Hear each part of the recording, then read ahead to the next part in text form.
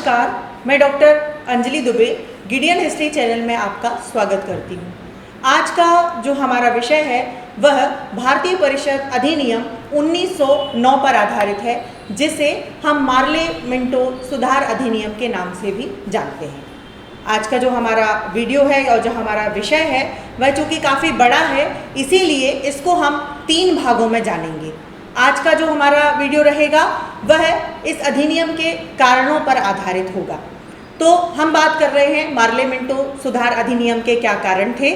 भारतीय परिषद अधिनियम 1909 भारत के संवैधानिक विकास में एक अलग कदम था। यह पूर्ववर्तीय भारतीयों के सहयोग की नीति के नाम से भी जाना जा सकता है। इसके जन्मदाता भारत सचिव मार्ले तथा गवर्नर जनरल लॉर्ड मिंटो थे। इन्हीं के नाम पर इसे हम मार्ले मिंटो सुधारों के नाम से भी जानते हैं। तो हम चर्चा करने वाले हैं कि इस अधिनियम के पारित होने के आखिर क्या प्रमुख कारण थे।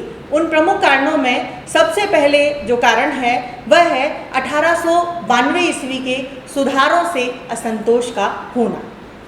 1892 के सुधार अधिनियम से भारतीयों की आकांक्षा की पूर्ति नहीं हो सकी, अतः इसमें असंतोष की भावना जो थी वह ज्यों की त्यों बनी रही थी। खास करके उग्रवादियों को इससे जरा सा भी संतोष नहीं मिला था। व्यवस्थापिका सभा केवल वाद विवाद के स्थलीय जो है वही बनी रही। सरकार के निर्णयों पर उसका जो प्रभाव था वह भी कहीं ना कहीं हम देखें तो नाम मात्र का ही पड़ता था। निर्वाचन की व्यवस्था की अगर हम बात करें तो वह भी एक तरह से दिखावा मात्र ही थी। परिषदों के अतिरिक्त गैर सरकारी सदस्यों की वृद्धि भी आंसू पोंछने के समान ही थी। परिषदों के कार्यों एवं अधिकारों पर अनेक प्रतिबंध भी लगाए गए थे। सदस्यों को पूरक प्रश्न पूछने का भी अधिकार नहीं दिया गया था तथा वे बजट के विभिन्न अंगों पर वोट नहीं दे सकते थे। इन त्रुटियों के कारण 1892 के अधिनियम से भारतीयों को अत्यधिक निराशा का सामना करना पड़ा। भारतीय राष्ट्रीय कांग्रेस ने अपनी मांग को मनवाने के लिए तथा पुनः सुधार लाने के लिए आंदोलन शुरू किए, लेकिन ब्रिटिश सरकार ने सहानुभूतिपूर्ण रुख नहीं अपनाया, जिसके कारण देश में राजनीतिक असंतोष और अशांति जो थी वह फैलने लगी। इसे दूर करने के लिए शासन में सुधार लाना अत्यधिक आवश्यक था। एक नए अधिनियम को लाना अत्यधिक आवश्यक था। अतः इस अधिनियम को पारित किया गया और यह इसका प्रमुख कारण बना। दूसरे अगर हम प्रमुख कारण पर चर्चा करें तो वह था राष्ट्रीय आपातों का प्रभाव। भारतीयों में अंग्रेजी शासन के विरुद्ध असंतोष की भावना अगर हम देखें तो वह काफ़ी फैल चुकी थी। इसमें भयंकर अकाल और प्लेग ने आग में एक तरह से घी का काम किया था। 1896-97 का अकाल अगर हम देखें तो वह बहुत अधिक विस्तृत एवं भयानक था। इसमें हजारों आदमियों की जानें भी गई थी और इसी बीच बम्बई में अनावृष्टि के कारण बहुत बड़ा अकाल पड़ गया था। सरकार द्वारा जनता की सहायता के लिए उठाए गए जो कदम थे वह बहुत कम थे, या कहना चाहिए बहुत ही तुच्छ थे।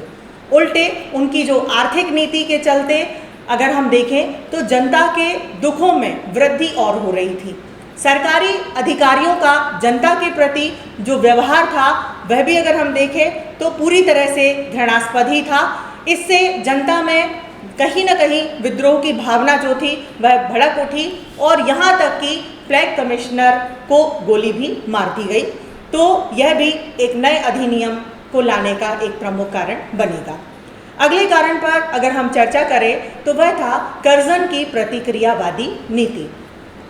पुनैया के शब्दों में लॉर्ड कर्जन के शासनकाल में देश में राजनीतिक अशांति के विकास में एक महत्वपूर्ण चरण था।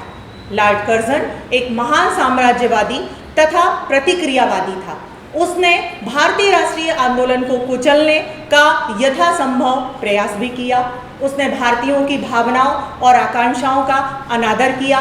उसके समय में कलकत्ता निगम अधिनियम, भारतीय विश्वविद्यालय अधिनियम आदि भी पास हुए थे, जिससे राष्ट्रवादियों में अगर हम देखें तो उनकी भावनाओं को गहरी चोट पहुंची थी। 1904 का उसका बजट भाषण और 1905 का उसका दीक्षांत समारोह भाषण भारतीयों के लिए बहुत ही अपमानजनक था। 1905 में उसने बंगाल का विभाजन करके अपने शासनकाल की सबसे बड़ी भूल, या कहना चाहिए कि एक मूर्खतापूर्ण कारनामा किया था।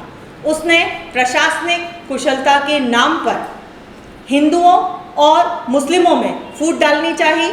वह सांप्रदायिक दंगे कराने में भी सफल रहा था। उसकी नीति के विरुद्ध सुरेंद्रनाथ बनर्जी और विपिन चंद्र पाल ने कहा भी है कि यह गलत है, और कहीं ना कहीं जो क्रांतिकारी आंदोलन थे उनको शुरू करवा दिया गया। सारे देश ने बंगाल विभाजन का एक स्वर में विरोध भी किया था, किंतु लॉर्ड कर्जन जरा भी नहीं झुके और उनकी मूर्खतापूर्ण तथा कुटिल नीति के चलते जनता का जो रोष था वह चरम सीमा पर पहुंच गया। इससे आतंकवादी आंदोलन को बहुत बड़ा बल मिला था। लॉर्ड मार्ले के शब्दों को अगर हम देखें तो लॉर्ड मार्ले के शब्दों में कर्जन की केंद्रीकरण की नीति में उदारवादी सिद्धांतों और महारानी विक्टोरिया की घोषणा का उल्लंघन, भारतीय नैतिकता के विरुद्ध घृणास्पद शब्दों का व्यवहार तथा बंग भंग जैसी नीतियों ने लॉर्ड कर्जन के शासनकाल को अत्यंत लोकप्रिय तथा क्रांतिपूर्ण बना दिया था। तो यह भी इसका एक प्रमुख कारण था। चौथे कारण पर अगर हम चर्चा करें तो वह है विदेशी घटनाओं का प्रभाव। इस अवधि में हम देखते हैं कि विदेश में कुछ ऐसी राजनीतिक घटनाएं घटी जिनका भारत के राष्ट्रीय आंदोलन पर व्यापक रूप से प्रभाव पड़ा।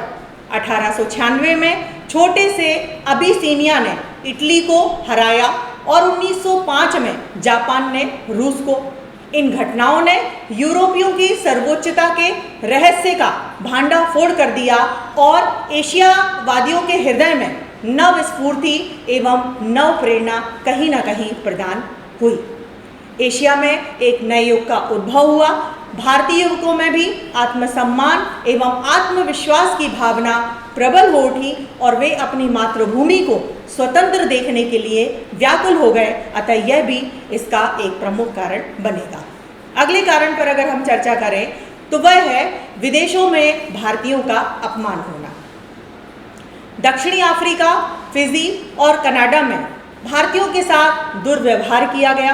कर लगाने, ट्रेन, सड़क आदि पर चलने, अलग बस्तियों में बसने जैसे घृणित भेदभाव उनके साथ किए गए थे। ट्रांसवाल सरकार का 1967 के रजिस्ट्रेशन अधिनियम ने भारतीयों के अपमान को चरम सीमा पर पहुंचा दिया था। महात्मा गांधी ने इनके विरुद्ध आंदोलन भी किया। तिलक ने अपने पत्र केसरी द्वारा अंग्रेजों की रंग भेद नीति के विरुद्ध प्रचार शुरू किया। इसने भारतीयों में राष्ट्रीय चेतना का उद्भव हुआ और वे ब्रिटिश सरकार से सुधार की मांग करने लगे। अतः यह भी एक नए अधिनियम लाने का प्रमुख कारण बना। अगला कारण था भारतीयों की आर्थिक दुर्दशा। 20वीं शताब्दी के प्रारंभ में भारत की आर्थिक दशा बहुत बिगड़ गई।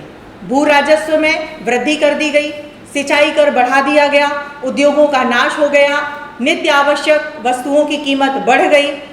फलतः भारतीयों की आर्थिक हालत अगर हम देखें तो वह बहुत गिर चुकी थी। उनमें निराशा और असंतोष की भावना फैलने लगी और उनका रुख जो था वह ब्रिटेन के विरोधी हो गया।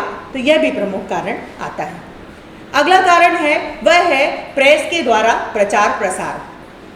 प्रेस ने राष्ट्रीय जागरण के उद्भव तथा सुधार की मांग के लिए सराहनीय कार्य किया था। केसरी, कल, वैभव, प्रत्योत, न्यू इंडिया, वंदे मातरम, युगांतर आदि पत्रों ने साम्राज्य का पर्दाफाश किया और भारतीयों में नव जागरण का संदेश फैलाया। तिलक, विपिन चंद्र पाल और लाला लाजपत राय जैसे उग्रवादी नेताओं ने देश का भ्रमण कर भारतीयों में राष्ट्रीयता का संदेश पहुंचाया तथा उन्हें अंग्रेजों की अन्यायपूर्ण नीति के प्रति सचेष्ट भी बनाया। इसके बाद अगले कारण पर अगर हम चर्चा करें तो वह है उग्रवाद का विकास, जो कि एक प्रमुख कारण बनेगा। सरकार की प्रतिक्रियावादी तथा दमनकारी नीति के परिणाम स्वरूप नवयुवकों में क्रांति और आतंकवाद की भावना फैली। तिलक, विपिन चंद्र पाल और लाला लाजपत राय ने नवयुवकों में उग्रवादिता को और फैलाया, जिन्हें हम लाल बाल पाल के नाम से जानते हैं। भारतीयों में यह विश्वास फैल गया कि उदारवादियों की भिक्षावृत्ति की नीति से स्वतंत्रता की प्राप्ति संभव नहीं है। इसके लिए संगठन, शक्ति, आत्मनिर्भरता और सरकार के विरुद्ध सबल आंदोलन की आवश्यकता है। उग्रवादी आंदोलन का देशव्यापी प्रभाव पड़ा। कांग्रेस पर उदारवादियों का जो प्रभाव था वह धीरे धीरे घटने लगा। सरकार डर गई कि कांग्रेस की बागडोर उग्रवादियों के हाथों में आ सकती है, अतः उसने शासन में सुधार लाना आवश्यक समझा। तो यह भी इसका एक प्रमुख कारण बनेगा। अगला कारण जो हमारे सामने आता है वह है आतंकवाद का प्रकोप। प्राकृतिक प्रकोप तथा सरकार की भारत विरोधी नीति के फलस्वरूप 20वीं शताब्दी के प्रारंभ में आतंकवाद का हम देखते हैं चारों तरफ बोलबाला हो गया था। राजनीतिक आंदोलनकारियों पर क्रांतिकारियों तथा आतंकवादियों का व्यापक प्रभाव पड़ा। आतंकवादी संवैधानिक तरीकों में विश्वास नहीं करते थे तथा अहिंसात्मक तरीके को अपनाने के पक्ष में थे। उनके चलते देश में राजनीतिक डकैतियां तथा सरकारी अफसरों की हत्याएं भी अत्यधिक बढ़ रही थी। बम फेंकना तथा राजनीतिक षड्यंत्रों की रचना करना एक तरह से आम बात बन चुकी थी।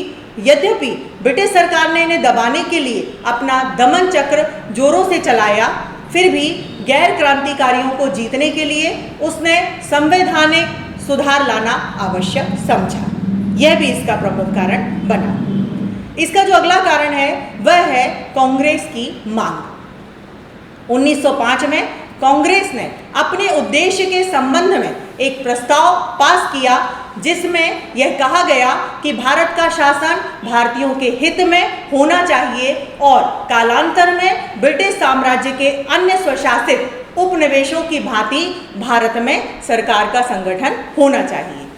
कांग्रेस अध्यक्ष गोखले ने यह मांग की कि प्रांतीय तथा केंद्रीय विधान परिषदों के द्वारा सुधार लाया जाना चाहिए। उन्होंने स्वयं भारत सचिव लॉर्ड मार्ले से भेंट की और कांग्रेस की मांग को उनके समक्ष भी रखा। मार्ले ने औपनिवेशिक स्वशासन पर अपनी स्वीकृति नहीं दी, पर उनसे न्यायोचित करने का वचन जरूर मिल गया था। तो यह भी इसका एक प्रमुख कारण बना। इसका जो अगला प्रमुख कारण है वह है सांप्रदायिकता का उदय। भारत में राष्ट्रीयता के प्रवाह को रोकने के लिए अंग्रेजों ने फूट डालो और शासन करो की नीति अपनाई थी।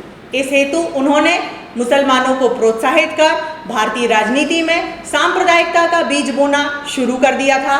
लॉर्ड मिंटो के निजी प्रोत्साहन पर हिज हाइनेस सर आगा खां के नेतृत्व में मुसलमानों का एक शिष्टमंडल वायसराय से मिला और आगामी सुधारों में मुसलमानों के लिए जातीय प्रतिनिधित्व की उसने मांग भी की।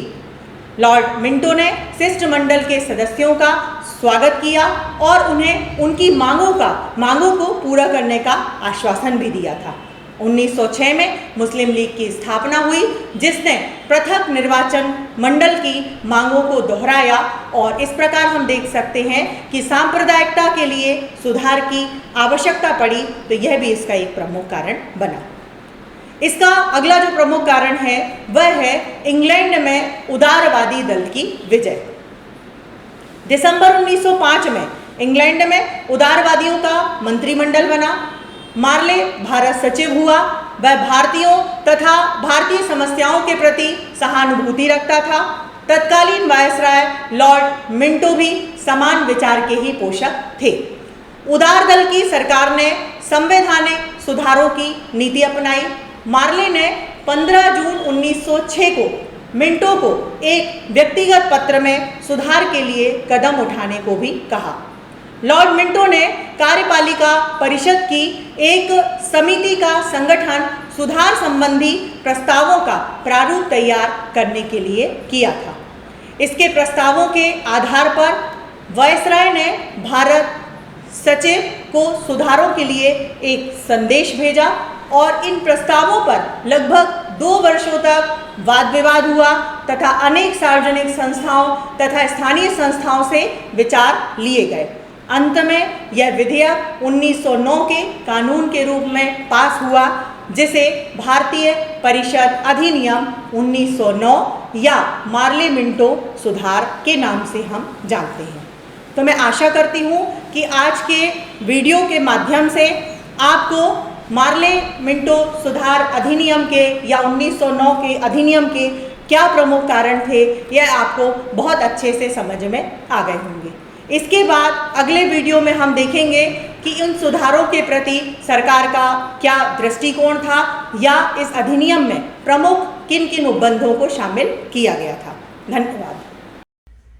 आज का वीडियो जिन संदर्भ ग्रंथों पर आधारित है वे आपकी स्क्रीन पर हैं, आप उन्हें देख सकते हैं और इनका अध्ययन कर सकते हैं। यदि आपको ये वीडियो अच्छा लगा और भविष्य में आप भारतीय एवं विश्व इतिहास को क्रमबद्ध रूप से जानना चाहते हैं तो आप इस चैनल को लाइक करें और सब्सक्राइब का बटन दबाएं। आपके सुझाव सदैव आमंत्रित रहेंगे। साथियों, इस चैनल का उद्देश्य किसी भी रूप में व्यवसाय बिल्कुल भी नहीं है। इस चैनल के द्वारा संपूर्ण इतिहास का ज्ञान पूर्णतः निःशुल्क प्रस्तुत किया जाएगा। धन्यवाद।